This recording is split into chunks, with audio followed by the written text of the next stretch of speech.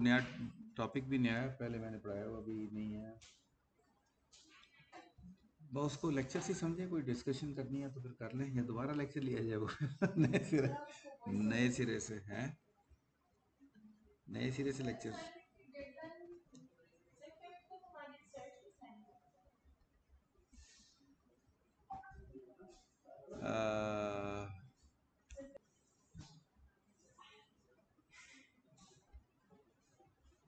Okay, so for today's we are going to have a look on a topic of cloud-based software.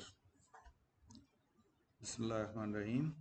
क़यामत के दिन जब मुजरिमों से पूछा जाएगा कि तुम्हें क्या चीज़ जहन्नम में लेकर आई, तो वो कहेंगे कि हम नमाज नहीं पढ़ते थे, ना ही हम मस्कीनों को खाना खिलाते थे, और हम फजूल कामों में मशगूल रहा करते थे। सूरह मुदस्सिर 43। अल्लाह ताला हम सबको इन मामलात से बचने की तौफीक अता फरमाए। सीक्वेंस में हम थोड़ा ये कवर करेंगे, वर्चुअलाइजेशन और कंटेनर्स को डिस्कस करेंगे। Then some will discuss something about everything as a service and software as a service. Okay, so starting from virtualization and containers. तो सबसे पहले चीज़ आ गई क्लाउड।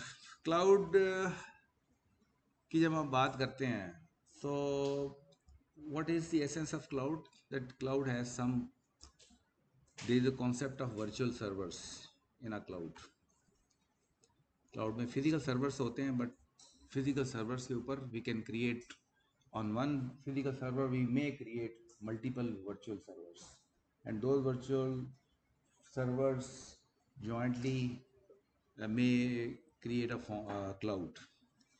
हो सकता है कि और वर्चुअल सर्वर्स के ग्रुप्स बना देते हैं हम, जो ग्रुप ज़रूरी नहीं है कि फिजिकल एक ही लोकेशन पर हों, those can be on multiple locations of geographical locations. हो सकता है कुछ यूएस में भी हों, पाकिस्तान में भी हों, इंडिया में भी हों, लेकिन सारे सर्वर्स मिल के क्रिएट अ क्लाउड, और जहाँ से बेहतर सर्विस मिल रही होती है क्लाइंट को, वहाँ कनेक्ट हो जाता है। तो this is what is the concept of a cloud. You may rent a server and install your own software. तो फिर यहाँ पे आ जाता है, ये चीज़ आ जाती है कि जब आप इनिशियली सॉफ्टवेयर एप्लीकेशंस कोई डिप्लॉय करना चाह रहे होते हैं या डेवलप करना चाह रहे होते हैं, तो अगर आप खुद सर्वर्स परचेज करेंगे तो आपको अच्छी खासी हार्डवेयर की कॉस्ट पड़ती है, आपको डेटा सेंटर्स बनाने की कॉस्ट पड़ती है। तो जो इनिशियल इन्वेस्टमेंट होती है वो, अगर आप इन हाउस कोई सर्वर्स डिप्लॉय करें तो वो बहुत ज़्यादा होती है। इसके मुकाबले में कि आप क्लाउड्स में कुछ प्रोसेसिंग पावर रेंट पे ले लें, तो उससे क्या होता है कि आपकी जो इनिशियल कॉस्ट होती है वो कम होती है, और लेटर ऑन जैसे जैसे आपका बिजनेस ग्रो करता है you can keep on adding, और अगर बहुत ज़्यादा आपका चीज़ होगी तो देन यू मे डिसाइड कि आप अपना क्लाउड्स क्रिएट कर लें, अपने सर्वर्स डिप्लॉय कर लें। तो ये एक इन्वायरमेंट है जो कि currently being a facility or technology that is being used in these days. Cloud servers can be started up and shut down as demand changes. इसी में आपको स्केल अप स्केल डाउन भी कर सकते हैं as per the demand. So this is basic introduction of a cloud. अब जो तीन बुनियादी कॉन्सेप्ट्स हैं इसके अंदर क्लाउड में, concept of scalability, elasticity and resilience. तो these are the characteristics of cloud software. These are characteristics of cloud software. अब इनमें क्या डिफरेंस क्या आपस में, स्केलेबिलिटी में, इलास्टिसिटी में? इसको हमने अगली स्लाइड पे डिस्कस किया हुआ है, इसको थोड़ा सा हम डिस्कस करते हैं। स्केलेबिलिटी रिफ्लेक्ट्स द एबिलिटी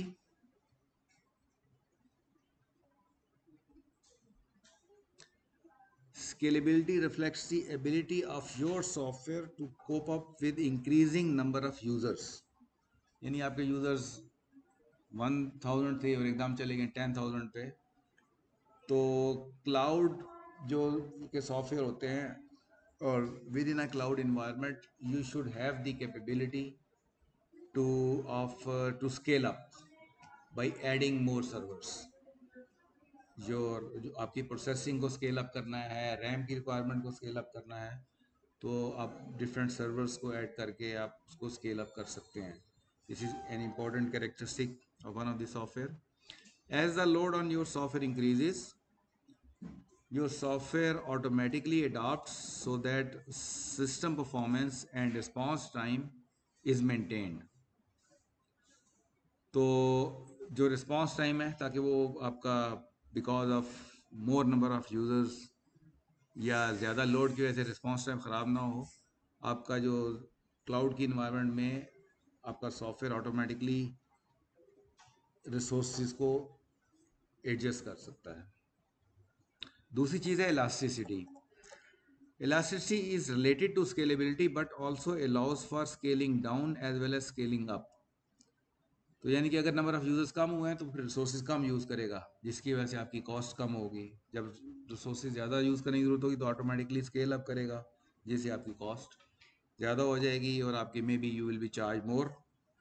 तो अब इस तरह की जो इन्वायरमेंट है उसमें इलास्टिसिटी का जो कंपोनेंट है वो भी होना चाहिए, ताकि आप एज पर द लोड आप उसको स्केल डाउन भी कर सकें और स्केल अप भी कर सकें। तीसरी चीज़ है resilience. Resilience means that you can design your software architecture to tolerate server failures। यानी कि अगर आपने लोकल इन्वायरमेंट में अपनी को डेटा सेंटर में आपने कुछ सर्वर डिप्लॉय किया हुआ है, तो आप मे बी इलेक्ट्रिसिटी चली जाए, कोई और सर्वर फेल हो जाए, तो आपकी एप्लीकेशन डाउन हो जाएगी। लेकिन यह है कि जब क्लाउड इन्वायरमेंट में आप होते हैं तो फिर उसको अप रखना क्लाउड वेंडर की जिम्मेदारी होती है। तो आपकी जो उसने इस तरीके से उसको डिफरेंट सर्वर्स को आपस में इंटीग्रेट किया होता है कि अगर कोई एक आधा सर्वर डाउन भी हो जाए या कुछ पार्ट ऑफ सर्वर्स डाउन हो जाए, तो वो ऑटोमेटिकली जो आपकी शिफ्ट कर जाती है, आपकी जो एप्लीकेशंस होती है वो दूसरे सर्वर्स पे शिफ्ट कर जाती है। तो जो कंपोनेंट है रिजिलियंस का, that is achieved because of availability of multiple servers over the cloud।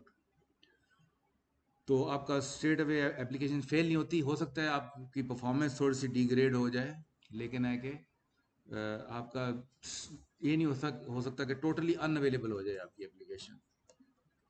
So you can make several copies of your software concurrently available. If one of these fails, the other continue to provide the service। So this is called resilience।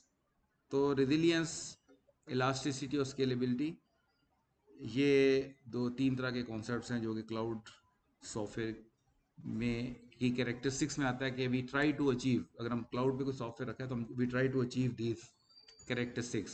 Scalability achieve करने की कोशिश करते हैं हम, elasticity achieve करने की कोशिश करते हैं और रिजिलियंस को अचीव करने की कोशिश करते हैं। अब फ़ायदा क्या, बेनिफिट्स क्या हैं हमें क्लाउड सॉफ्टवेयर डेवलपमेंट अगर हम करें और क्लाउड पे अपना सॉफ्टवेयर को डिप्लॉय करें और सर्विसेज दें, तो हमें क्या फ़ायदा होता है? पहली चीज़ है cost. You avoid initial capital cost of hardware procurement. क्यों हम ये बात करते हैं? क्योंकि इनिशियली जैसे मैंने पहले बताया था आपको, एक डेटा से आपने फॉर एग्जांपल एक सॉफ्टवेयर डिप्लॉय किया है, जैसे हमने कलम डिप्लॉय किया हुआ है, लोकली डिप्लॉय किया हुआ है या क्लाउड रेंट किया हुआ है? अपना है ना, अपना डेटा सेंटर पे डिप्लॉयड है। तो अब डेटा सेंटर की अगर आप देखें कॉस्ट बहुत ह्यूज कॉस्ट होती है। डेटा सेंटर की क्लासेस होती हैं, class A, class B, class C. तो अगर आपने डेटा सेंटर में आपने बैकअप पावर सप्लाईज के कनेक्शंस देने हैं, ठीक है, आपके जनरेटर्स लगाने पड़ते हैं, आपको बड़े एक्सपेंसिव यूपीएसएस लगाने पड़ते हैं, तो आपकी डेटा सेंटर की कॉस्ट, फिर डेटा सेंटर के जो इंफ्रास्ट्रक्चर की कॉस्ट है वो, फिर उसके ऊपर जो सर्वर्स डिप्लॉय होने हैं उसकी कॉस्ट, यूपीएसएस की कॉस्ट, जनरेटर की कॉस्ट। तो एक कोई एप्लीकेशन को, सीरियस एप्लीकेशन को जो कि आपके बिजनेस करने में हेल्प करे, ऐसी एप्लीकेशन डिप्लॉय करने के लिए अगर आप लोकली पूरा इंफ्रास्ट्रक्चर बनाएंगे तो उसकी इनिशियल कॉस्ट बहुत ज़्यादा होती है, हो जाती है। लेकिन क्लाउड में ये फ़ायदा होता है कि आप you can rent a cloud, और हो सकता है कि शुरू में आपका लोड कम हो, फिर ऐसा ऐसा आपका आम होता भी ऐसे ही है। इनिशियली ऐसा ऐसा आपकी एप्लीकेशन पॉपुलर होना शुरू होती है। अगर आप कोई पब्लिक एप्लीकेशन इस्तेमाल करें तो इनिशियली आपको इनिशियल कॉस्ट आपकी रिड्यूस हो जाती है जब आप रेंट पे लेते हैं क्लाउड को, तो आपकी बहुत बड़ी कॉस्ट बन जाती है। तो एक बहुत बड़ा एडवांटेज होता है once we go for a cloud software. Startup time, you don't have to wait for hardware to be delivered before you can start work. Otherwise अगर आपने डेटा सेंटर बनाना है तो डेटा सेंटर बनने में भी आपको ठीक ठाक टाइम चाहिए, प्रोक्योरमेंट्स होनी है आपकी, पूरा अप होने में आपको बड़ा टाइम लगता है। लेकिन आपको जो रेंट पे क्लाउड की सर्विसेज हैं वो फौरी तौर पे मिल जाती हैं, you can get it in just one day. तो एक ये आपको इनिशियली आपका स्टार्टअप टाइम का कोई इशू नहीं है आपको। And third is server choice.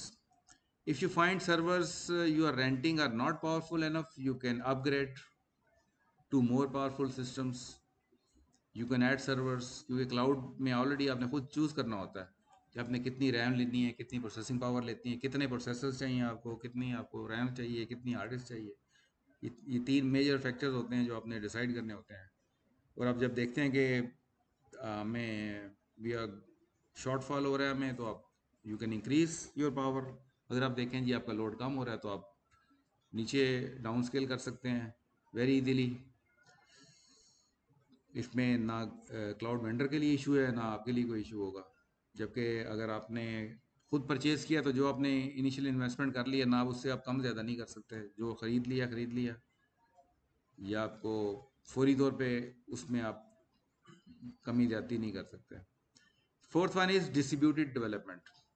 If you have a distributed development team working from different locations, all team members have same development environment and can seamlessly share the information. तो आपके अगर development environment है, आप global development environment create कर सकते हैं। Physically एक जगह पे बैठना जरूरी नहीं है, कोई पाकिस्तान कोई लाहौर बैठ सकता है, कोई पिंडी बैठ सकता है। आपको डेवलपमेंट टीम भी आपको एक्चुअली हायर मतलब उनको एक जगह बिठाना ज़रूरी नहीं है। उनके साथ भी आप उनको हायर कर सकते हैं for temporary time for a project. Permanent hiring की ज़रूरत नहीं है आपको, परमानेंट एक जगह पे बिठाने की ज़रूरत नहीं है। ये भी बड़े इम्पोर्टेंट किस्म का एक फ़ायदा है जो इससे हमें मिलता है। अच्छा जी, अगली चीज़ आ गई वर्चुअल क्लाउड सर्वर्स। हम discussion on this. Virtual servers run on underlying physical computer. नीचे कोई फिजिकल कंप्यूटर होगा, उसके ऊपर वर्चुअल सर्वर्स रन करते हैं। And is made up of operating system plus set of software packages that provide server functionality required. तो होता ही है कि आप हार्डवेयर होगा, आपका फिजिकल हार्डवेयर मशीन होगी, और फिजिकल हार्डवेयर मशीन के ऊपर ये हार्डवेयर होगा आपका, इसके ऊपर मोस्ट ऑफ लाइकली एक होस्ट ऑपरेटिंग सिस्टम होगा, और फिर इसके ऊपर आपकी वर्चुअलाइजेशन की लेयर्स आएगी। इस पे वर्चुअल मशीन्स भी हो सकती हैं और वर्चुअल कंटेनर्स भी हो सकते हैं। वर्चुअल मशीन्स भी हो सकती हैं और कंटेनर्स भी हो सकते हैं। वर्चुअल मशीन यूज़ की हुई हैं, कोई ऐसा जिससे ना यूज़ की हुई हो वर्चुअल मशीन? सबने यूज़ की हुई है। किस नाम से यूज़ की हुई है? VMware, ठीक है, जो पॉपुलर है। वो क्या करते हैं, हम ऑपरेटिंग हमारा होस्ट ऑपरेटिंग सिस्टम होता है लाइक विंडोज है, तो उसके ऊपर हम वर्चुअल मशीन किसी और ऑपरेटिंग सिस्टम की इंस्टॉल कर देते हैं। तो this is basic virtual machine. लेकिन जब डेटा सेंटर में सर्वर होते हैं वहाँ पे अपने एक मशीन के ऊपर बहुत ज़्यादा वर्चुअल मशीन इंस्टॉल करते हैं।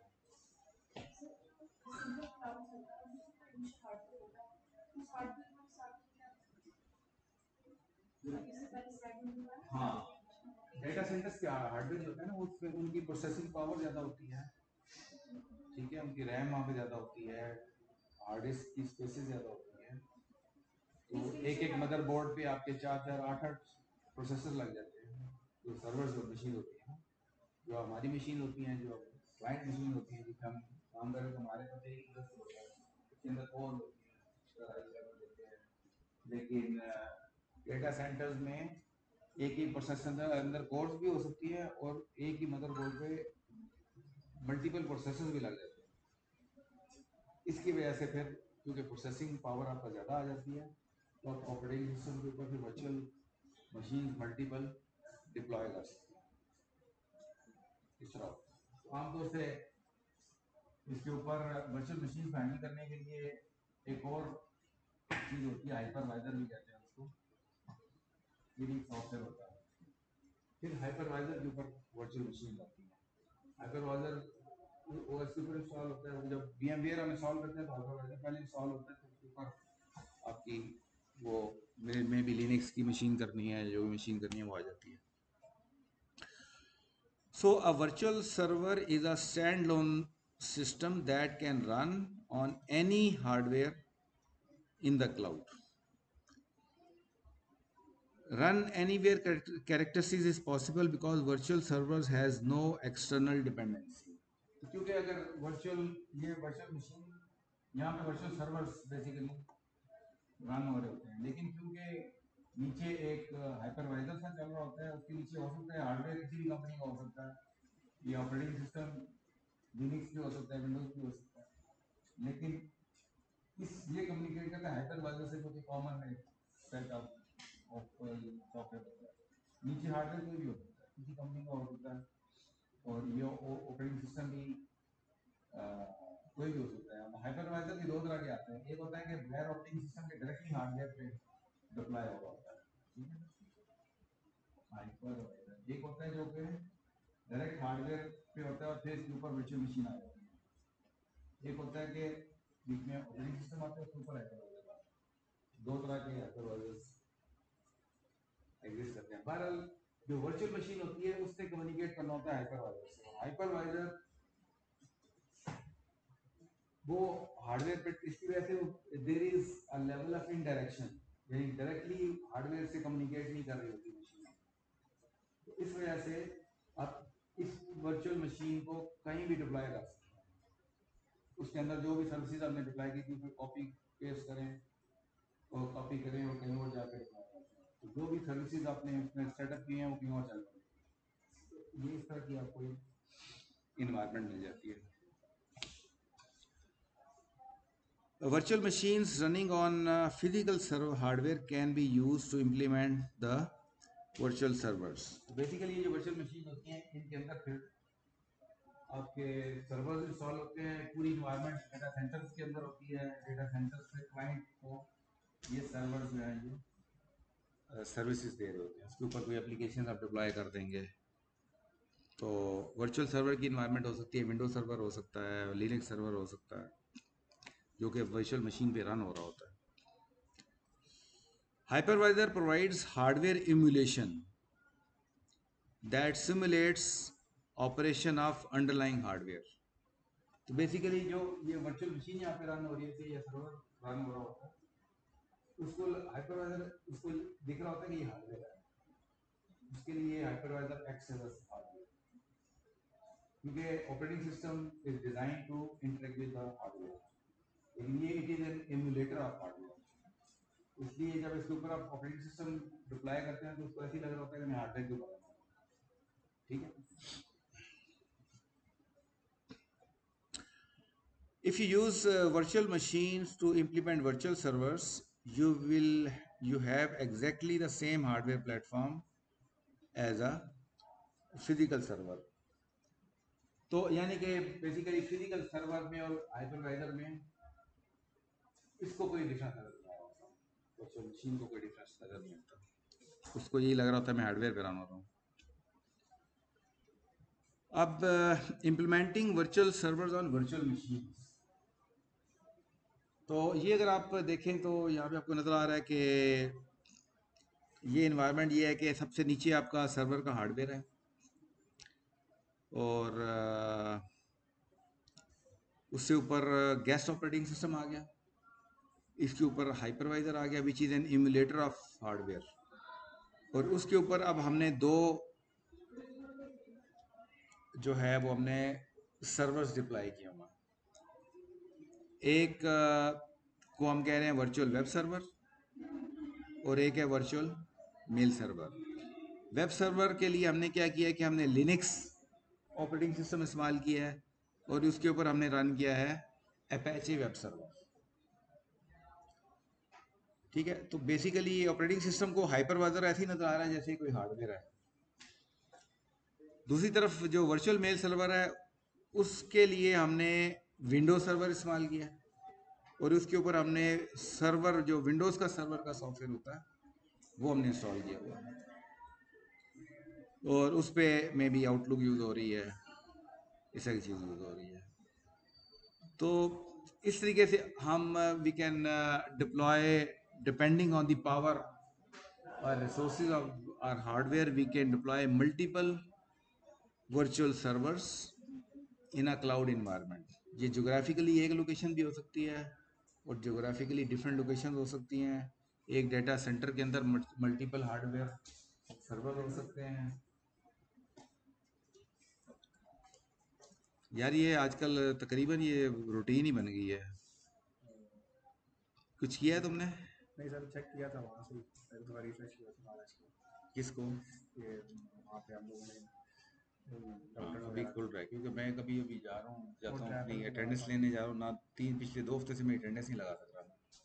ये मसला आ रहा नेक्स्ट है। टाइम नहीं ख्याल तो नहीं, ये थोड़ा सा उसको रिफ्रेश कर डायग्नोस लें। करने की कोशिश करो ना। तुम्हें क्या पता कब मेरी क्लास होती है, रिफ्रेश फिर नहीं किया करो घंटे बाद, हाँ हर घंटे नहीं, बाद किया करो। चलिए हम वापस मैं कोई बता तरीका देता होता है हूँ। ना, ये तो नहीं है कि यानी ये कहना चाह रहे हो आप क्लास में जाएंगे तो मैं पहले पहले रिफ्रेश कर दूँ, नहीं ये कहना सर, चाह रहे हो? वो काफ़ी सारा ट्रैफिक करने हुई होती है फिर आपको कोई सिस्टम होना चाहिए ना कि ठीक है हमने 3 घंटे बाद एक दफ़ा रिफ्रेश करना है या 4 घंटे बाद या दिन में एक दफ़ा, कोई मैकेनिज्म फिर बनाना चाहिए। इस पर देखना, उससे डिस्कस करना, आपसे कहना वैसा बात करेंगे।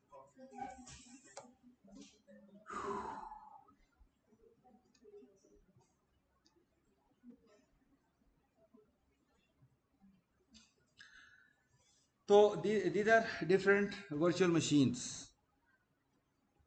जिन पे हमारा वर्चुअल सर्वर्स बहुत से डिप्लॉय हो सकते हैं। इसी साथ अब जो मॉडर्न एक कॉन्सेप्ट आ गया है because of the virtual machines से आगे बढ़े जब हम, तो new concept is now containers, कि हम वर्चुअलाइजेशन, एक तो है कि वर्चुअलाइजेशन हम कर सकते हैं with the help of virtual machines, लेकिन दूसरा जो तरीका है वर्चुअलाइजेशन करने का, that is by creating containers on the on our servers. अच्छा जी, इसमें क्या होता है?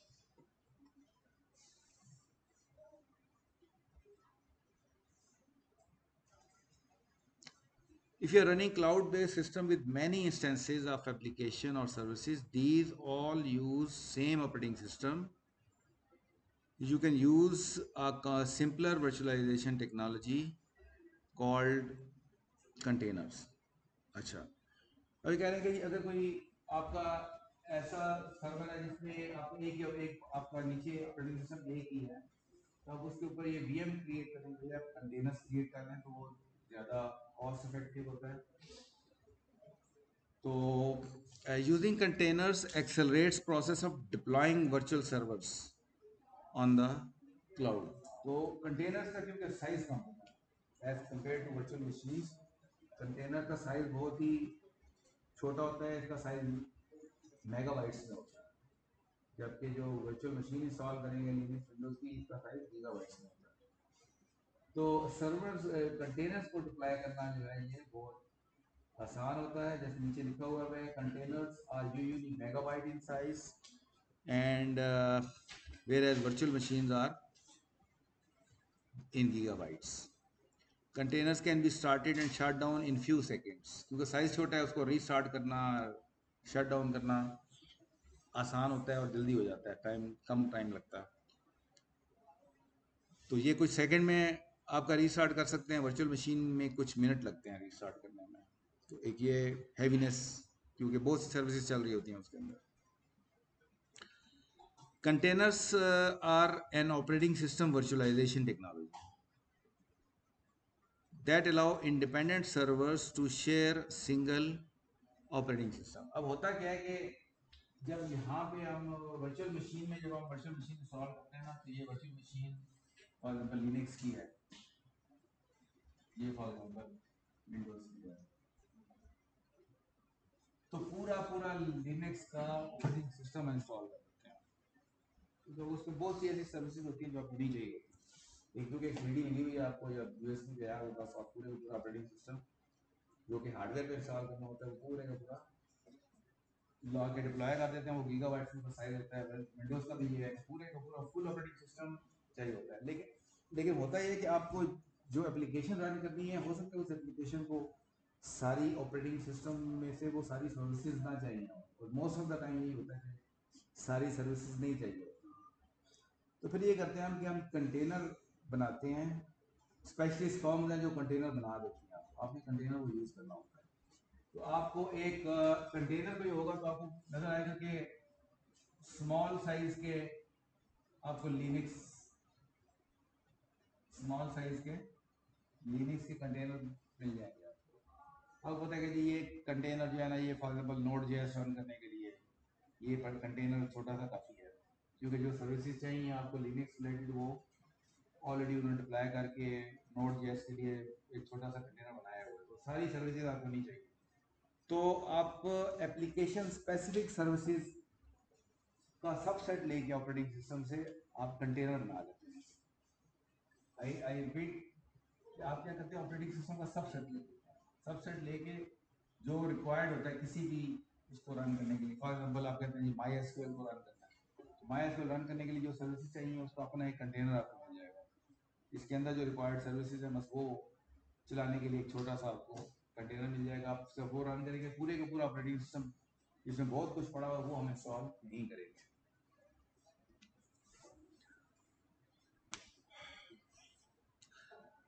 So that's why we say containers are an operating system virtualization technology that allows independent servers to share single operating system. They are particularly useful for providing isolated application services where each user sees their own version of an application. तो होता है ये कि क्योंकि container छोटे छोटे होते हैं, तो जिस यूज़र ने वो एप्लीकेशन यूज़ करनी होती है उसका कंटेनर इन्वोक हो जाता है कि उस कंटेनर में फॉर एग्जांपल मैंने माई एसक्यूएल इस्तेमाल करनी है, तो जब चाहिए होगी माई एसक्यूएल का कंटेनर मेरे लिए क्रिएट हो जाएगा और मैं एक्सप्लिसिटली यूज़ करूँगा। बाई डिफ़ॉल्ट जो कंटेनर होते हैं, कंटेनर्स आइसोलेटेड इस तरह की सर्विसेज होती हैं, आइसोलेटेड सर्विसेज होती हैं, और इसको यूज़र यूज़ करेगा, और हर यूज़र के लिए अगर एक और यूज़र है तो उसके लिए एक और कंटेनर इन्वोक हो जाएगा माई एसक्यूएल। तो हर यूज़र को एक अपनी डेडिकेटेड सर्विस मिल जाएगी with the help of dedicated container.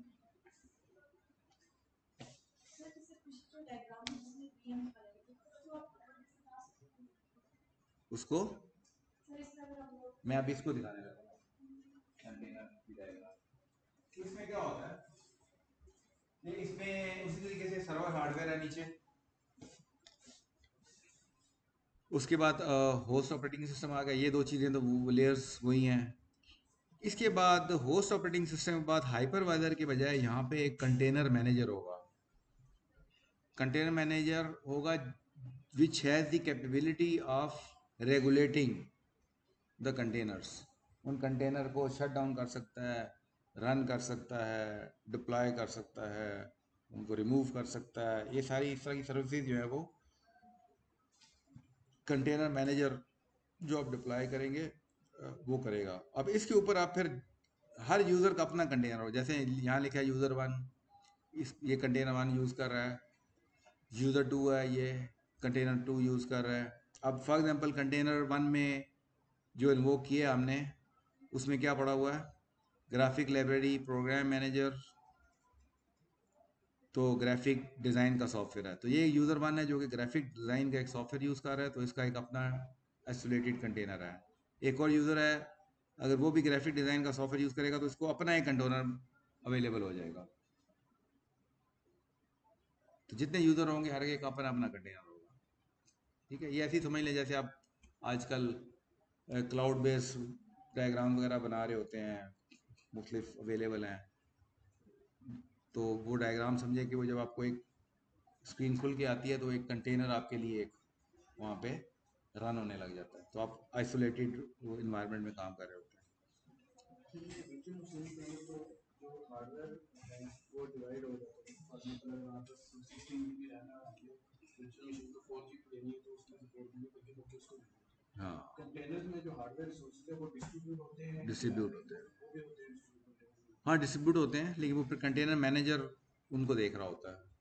लेकिन इनको इतनी रिसोर्सेज नहीं चाहिए होती क्योंकि इनका साइज़ कम होता है। ये समझे डेडिकेटेड काम के लिए बनाए जाते हैं। वर्चुअल मशीन जैसे ऑपरेटिंग सिस्टम होता है लिनक्स, ये तो जनरल पर्पस ऑपरेटिंग सिस्टम है, तो इस वजह से रिसोर्सेज भी ज़्यादा कंज्यूम कर रहा होता है, स्लो भी होता है इसी वजह से। तो ये जो कंटेनर होता है ये हर काम के लिए डेडिकेटेड कंटेनर होता है। और ये कॉन्सेप्ट यही है कि अगर आपने दो काम करने हैं तो आपके पास दो कंटेनर होने चाहिए, एक काम के लिए एक कंटेनर बनाना। तो इसलिए इनका साइज कंटेनर्स का काम होता है। अगर आपने फॉर एग्जांपल आप कहते हैं जी मैंने बैक एंड डेटा बेस से कनेक्ट करना है और मैंने front end two tier application बनानी है। एक मेरे पास फ्रंट एंड है, ठीक है, और एक मेरे पास बैक एंड है जिसमें डेटा बेस है। इसका कंटेनर में अलग बनाऊंगा, जो फ्रंट एंड की फंक्शनलिटी रन कर रहा होगा, ये कंटेनर में अलग बनाऊंगा। और इस कंटेनर को मैं एक्सप्लिसिट कम्युनिकेशन करवाऊंगा कंटेनर का। तो ऑब्वियसली इसकी इम्प्लीमेंटेशन इस तरह होगी कि वो इसका कम्युनिकेट करेगा। लेकिन आप बाय डिफॉल्ट ये कंटेनर किसी और के साथ कम्युनिकेट नहीं करता, एक्सप्लिसिटली जब आप उसको कम्युनिकेट करवाते हैं। तो ये फ्रंट एंड का कंटेनर हो गया, एक आपका बैक एंड कंटेनर हो गया। आपने हर छोटी फंक्शनैलिटी के लिए आपका एक कंटेनर होता है। ये इस तरह का कॉन्सेप्ट है। तो नॉर्मली जो डेवलपमेंट होती है फ्रंट एंड के दरमियान भी बैक एंड के कोड भी साथ ही होता है, जो डेटाबेस से कनेक्शन इस तरह की। हाँ, लेकिन ये it is not a good programming style है कि आप फ्रंट एंड के कोड में मिक्स नहीं होना चाहिए ना बैक एंड का कोड। ठीक है, वो स्टूडेंट प्रोजेक्ट्स में किस तरह किया जाता है, लेकिन प्रोफेशनली ऐसा नहीं करता। प्रोफेशनली जब आप एमवीसी की बात करते हैं या मॉडल व्यू कंट्रोलर की बात करते हैं, मॉडल व्यू कंट्रोलर, तो आप एक मॉडल है आपका, एक व्यू है और आपका कंट्रोलर है। तो कोड को जैसे आप कोई भी अगर आप डॉट नेट एमवीसी एप्लीकेशन खोलेंगे, एप्लीकेशन तो उसमें मॉडल का कोड सेपरेट फोल्डर बना होता है, व्यू का सेपरेट फोल्डर होता है, उसमें फाइल होती है, कंट्रोलर का सेपरेट फोल्डर होगा उसकी फाइल। तो उन्होंने जो जो फ्रेमवर्क्स अवेलेबल हैं वो आपको फोर्स करते हैं, अगर आप प्रॉपर फ्रेमवर्क को यूज करें तो आपको आपके कोड को अलग करने में आपको फोर्स करते हैं कि आप इसमें किसी डेवलपमेंट करें।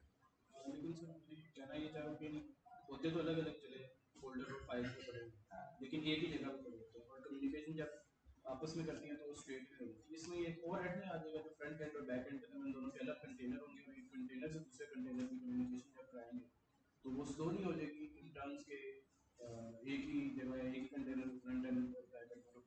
ये डिपेंड करता है कम्युनिकेशन आप किस तरह हो रही है। ओवर द अगर ओवर इंटरनेट आपने कम्युनिकेशन करनी है, इनको फिर आपको माइक्रो सर्विसेज बनानी पड़ेगी, क्योंकि माइक्रो सर्विसेज जो होती है वो उनका हर माइक्रो सर्विस का अपना यूआरएल होता है। ठीक है, तो आप कम्युनिकेट करते हैं ओवर नेटवर्क। ऑब्वियसली अगर नेटवर्क इन्वॉल्व होगा तो नेटवर्क के इशू अपने होंगे। ठीक है, अगर आपने आपने विद इन जैसे पाइप लाइन वो होते हैं, अगर आपने सेम मशीन में करना है तो कुछ होगा। लेकिन जहाँ परफॉर्मेंस के इशूज आते हैं वहाँ पे फ्लेक्सिबिलिटी भी आपको बहुत ज़्यादा मिलती है।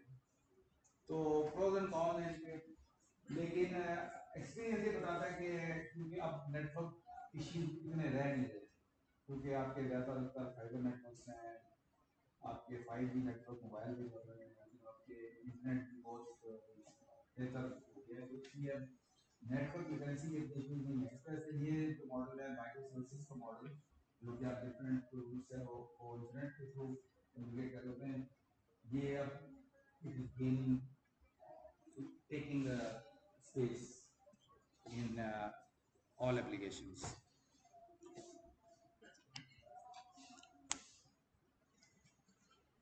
अच्छा, ये एक जो हमने कंटेनर वर्चुअल मशीन को हमने डिस्कस किया, तो ये थोड़ा साइड बाय साइड कंपैरिजन कुछ चीज़ें मैंने इसमें डाली हुई हैं कि इन टर्म्स ऑफ ओवरहेड अगर हम बात करें तो वर्चुअल मशीन का ओवरहेड ज़्यादा होता है,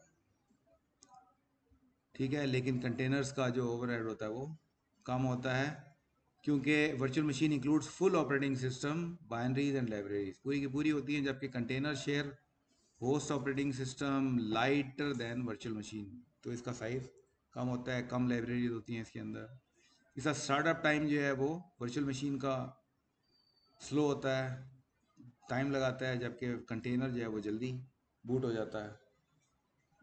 इस तरीके से अगर एफिशिएंसी की बात करें तो वर्चुअल मशीन्स लेस एफिशिएंट होती हैं because they require more resources to run, सारी रिसोर्सेज रन करने में टाइम लगेगा उनको सब कुछ ऑन करने में, जबकि कंटेनर जो हैं ये these are more efficient because they utilize fewer resources, ठीक है। इस तरीके से पोर्टेबिलिटी की बात करें तो वर्चुअल मशीन्स भी गुड हैं एज़ कम्पेयर टू, अगर आप वर्चुअल मशीन फॉर्मेट ना यूज़ करें तो फिर बिल्कुल ही पोर्टेबिलिटी खत्म हो जाती है, लेकिन कंटेनर का मुकाबला नहीं है, containers are excellent, they can run anywhere, the container run time is present. होता यह है कि आप कंटेनर, जैसे हमने गिटहब देखा था, गिटहब पे आप अपनी रिपॉजिटरी अपलोड कर देते हैं, इसी के जब अपनी कंटेनर की इमेजेस आप बनाते हैं लोकली, जब आप तैयार कर लेते हैं तो आप उससे पुश करके ना उसको गिटहब पे भी रख सकते हैं, और इसका अपना एक इन्वायरमेंट होती है, और भी इन्वायरमेंट होती है, पर आप पुश कर देते हैं क्लाउड पे, और उस इमेज को फिर आपकी दूसरी टीम भी यूज कर सकती है,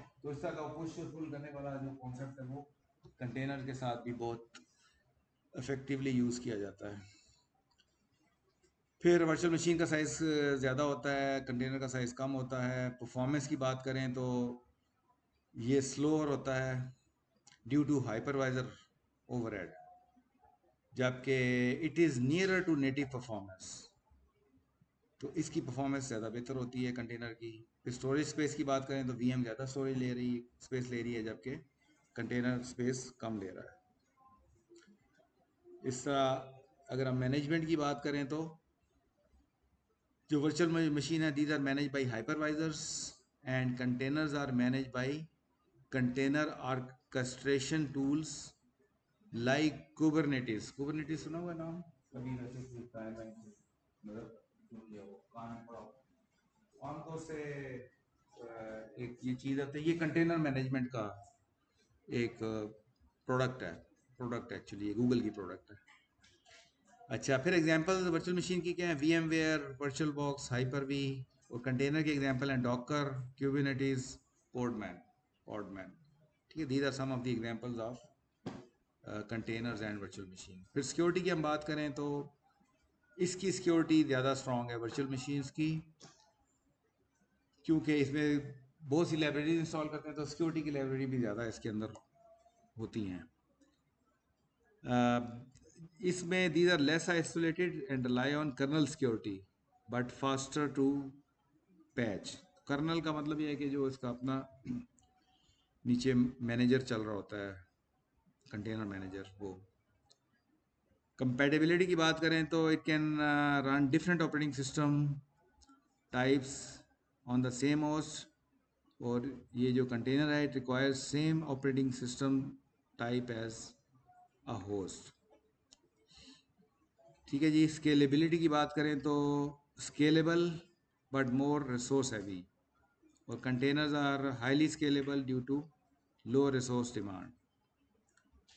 इकोसिस्टम की बात करें तो ये पुरानी टेक्नोलॉजी है वर्चुअल मशीन की, ये मेच्योर है एंटरप्राइज यूज़ के लिए, जबकि कंटेनर जो हैं ये ऐसा ऐसा ग्रो कर रहे हैं, ये वाली टेक्नोलॉजी। तो ये वाली टेक्नोलॉजी ऐसा ऐसा ग्रो कर रही है और ऐसा ऐसा मेच्योर हो रही है। ठीक हो गया जी, तो हम यहाँ ब्रेक लगाते हैं। मकरी के बाद हम एक प्रोडक्ट देखेंगे कंटेनर की, विच इज़ कॉल्ड डॉकर 720। मैं लैपटॉप पे बंद करके चला गया था। 3950 to recording.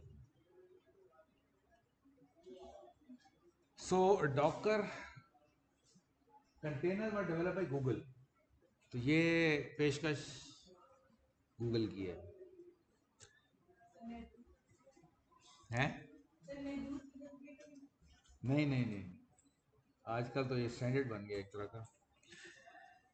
It has become a standard. So the container become mainstream technology around 2015. 15 से onward अब मोस्टली जो क्लाउड बेस्ड डेवलपमेंट हो रही है हमारी,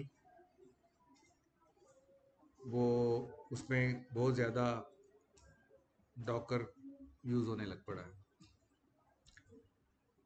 so it is an open source project, तो कोई उसमें फ्री है.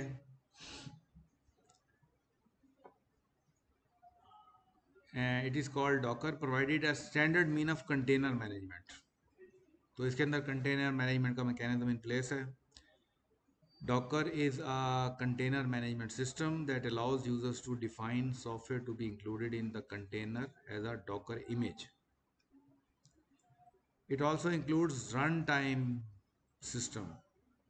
तो इसमें ना रन टाइम सिस्टम भी है दैट कैन क्रिएट, क्योंकि डॉकर को रन भी करना है ना अपने कंटेनर को, that can create manage container during using Docker images. तो होता ही है कि इसमें आगे मेरे ख्याल है डायग्राम भी आ रही है.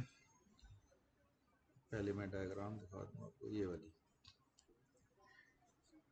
तो ये कुछ कंपोनेंट्स हैं इसके डॉकर सिस्टम के.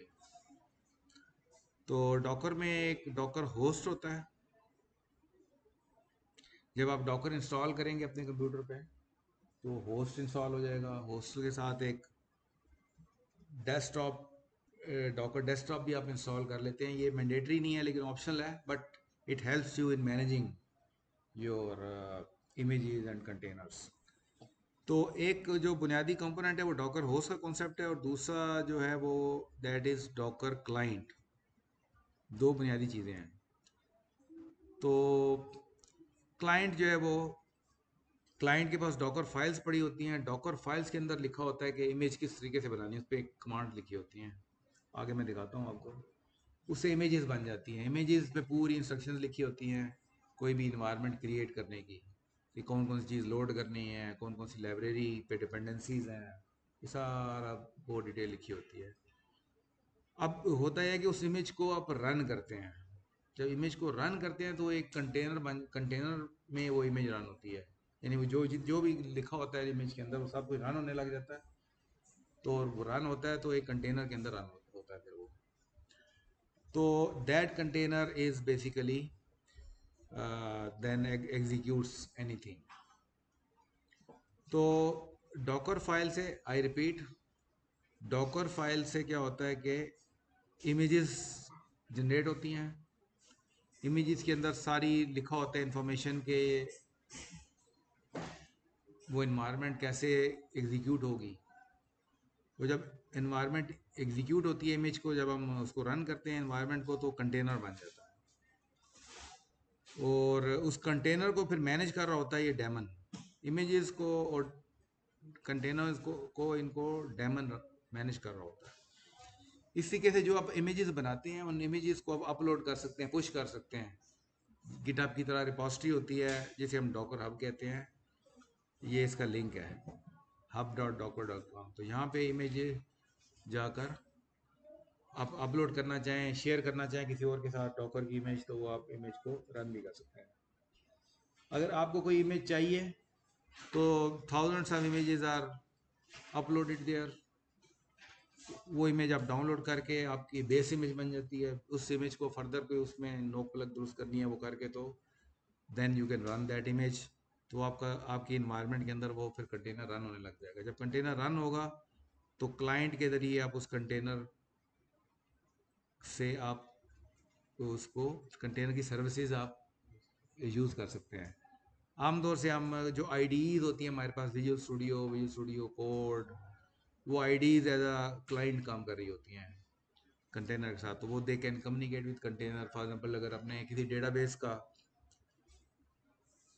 कंटेनर बनाया हुआ है और आपने उस पर डेटा एसक्यूएल रन करनी है, तो आप क्लाइंट से एसक्यूएल की कमांड देंगे कंटेनर में और it will give you the result. आमतौर से हम जो इन्फॉर्मेशन ले रहे होते हैं वो इसका वेब सर्व इसके अंदर वेब सर्वर्स भी हो सकते हैं कंटेनर में, तो पूरी वेब की इन्वायरमेंट क्रिएट हो सकती है। तो इस तरह की चीज़ें इसके अंदर होती हैं। अब हम थोड़ा सा पीछे जाते हैं, एक दो स्लाइड्स पे एग्जांपल्स कुछ मैं आपको बताता हूँ। फॉर एग्जांपल ये सबसे पहली एग्जांपल है हेलो वर्ल्ड एग्जांपल जो नज़र आ रही है यहाँ पे। तो अब इस एग्जांपल को अगर रन करना हो तो हम सबसे पहली बात है कि हमने डॉकर इंस्टॉल करना होता है।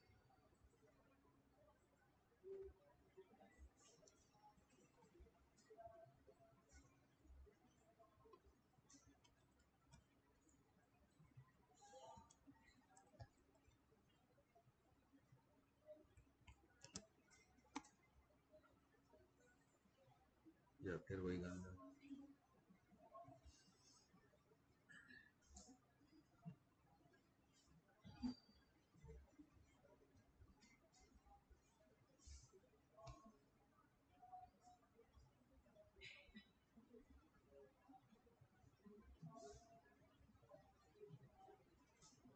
ये आप क्या करते हैं कि डॉकर डेस्कटॉप फॉर विंडोज़ आप इंस्टॉल कर लें तो डॉकर हब भी इंस्टॉल हो जाएगा, इसका एक डॉकर डेस्कटॉप इंस्टॉल हो जाता है। अगर मैं वो आपको खोल के दिखाता हूँ डॉकर डेस्कटॉप,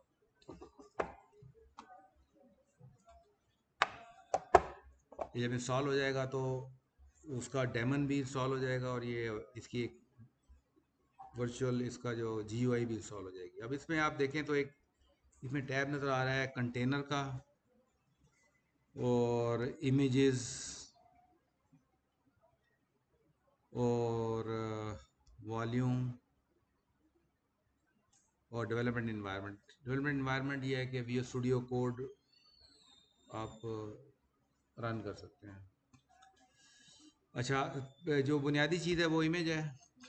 ये इमेजेस डिफरेंट बनी हुई हैं। फॉर एग्जांपल यहाँ पे आपको नज़र आ रही है कि हेलो वर्ल्ड की एक इमेज बनी हुई है। फिर आपको नज़र आएगी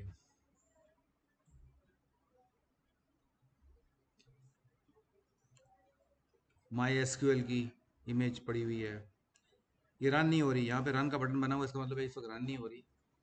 ये इमेजेस पड़ी हुई हैं। इमेज जब रन होंगी तो फिर कंटेनर के अंदर रन होती हैं। MongoDB की एक इमेज पड़ी हुई है, Ubuntu ऑपरेटिंग सिस्टम की इमेज है, Node.js की इमेज पड़ी हुई है। ठीक है, डिफरेंट एक्सपेरिमेंट वगैरह मैंने जो किए हैं वो बता रहा हूँ। गेटिंग स्टार्टेड है, जब आप इंस्टॉल करते हैं तो आपको गेटिंग स्टार्टेड का एक आपको हेल्प करता है, तो गेटिंग स्टार्टेड की एक आपको इमेज बना देता है। अगर मैं देखता हूँ अगर खुला हुआ है यहाँ पे तो गेटिंग स्टार्टेड वाला, ये देखें लोकल होस्ट गेटिंग स्टार्टेड, एक कंटेनर गेटिंग स्टार्टेड का कंटेनर बनाता है जब आप इंस्टॉल करते हैं इसको। तो ये लोकल होस्ट यूज़ हो रहा है, लोकल होस्ट ट्यूटोरियल। तो ये पूरा एक आपको नज़र आ रहा है कि ये आपको और ये भी कंटेनर के अंदर रन हो रही है। वेब एप्लीकेशन है लेकिन it is also running in getting started container. तो आप इसको आपको फिर ये यहाँ पे एक छोटी सी वो बनवाता है आपसे एप्लीकेशन। ये एक नोड ये एप्लीकेशन एक बनवाता है टास्क मैनेजमेंट की। टास्क पर आप इसमें डाल सकते हैं आइटम 1 आइटम 2 इस तरह करके एक एप्लीकेशन बनवाता है पूरा। तो ये गेटिंग स्टार्टेड में एक छोटा सा ट्यूटोरियल दिया हुआ है, इसमें बीन वाइल ये सारी बहुत सी चीज़ें आपको सिखा रहा होता है। तो अगर आप इसमें देखेंगे तो आपको ये मुख्तलिफ कमांड्स बताता है कि अगर आपने कंटेनर को रन करना है तो getting Docker run DP -80 Docker getting started. तो ये कमांड है इसकी, इसको आप रन करते हैं आपको खुलवाता है ये व्हील स्टूडियो। तो स्टूडियो में आप इसके टर्मिनल में जाके ये कमांड एग्जीक्यूट करते हैं तो उससे वो क्या होता है कि कंटेनर रन होने लग जाता है। और उसके बाद फिर ये एप्लीकेशन है। अगर यहाँ पे मैं आपको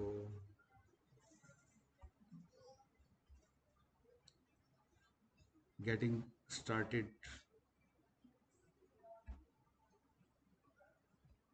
लेट्स सी अगर ये रन करे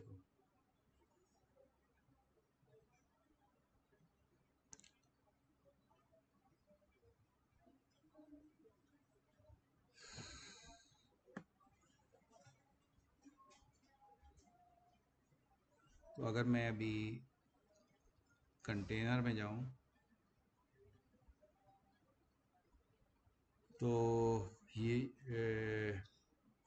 डॉकर ट्यूटोरियल रन हो रहा है और ये गेटिंग स्टार्टेड रनिंग लिखा हुआ आ रहा है।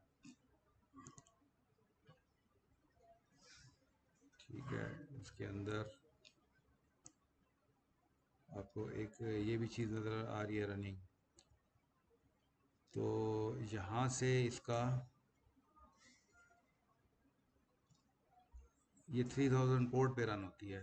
नोड 18 अल्पाइन, ये 3000 का पोर्ट है, लेकिन यार रन नहीं हो रहा। इसको कमांड से रन करना पड़ेगा। ये एग्जिट कर जाती है। तो एक एप्लीकेशन रन हो रही है जो गेटिंग स्टार्टेड की है, वो ये वाली हमें नज़र आ रही है, पोर्ट 80 पे रन हो रही है। इसे मैं खोलूँगा तो लोकल होस्ट ट्यूटोरियल पे पोर्ट 80 डिफ़ॉल्ट पोर्ट होता है। तो ये जो है एक कंटेनर है की जो इमेज है उसका ये सारी इन्वायरमेंट रन हो रही है इसके अंदर।